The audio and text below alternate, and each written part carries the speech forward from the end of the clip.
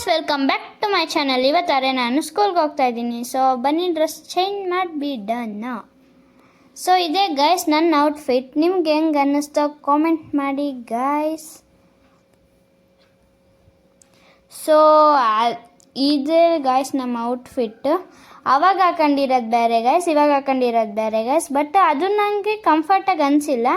So ಅದಕ್ಕೆ ಇದು ಹಾಕೊಂಡಿದ್ದೀನಿ. ಅದಿಷ್ಟ ಆಯ್ತಾ ಇದಿಷ್ಟ ಆಯ್ತಾ ಕಾಮೆಂಟ್ ಮಾಡಿ. ಇಲ್ಲ ಆದರೆ ನನ್ನ ತಮ್ಮ ಊಟ ತಿಂತಾನೆ ಗಾಯ್ಸ್, ನಂಗೆ ಇಕ್ಕಿಲ್ಲ ಅಂತ ಬೆಲ್ ಕಡಿತಾ ಇದ್ದೀನಿ.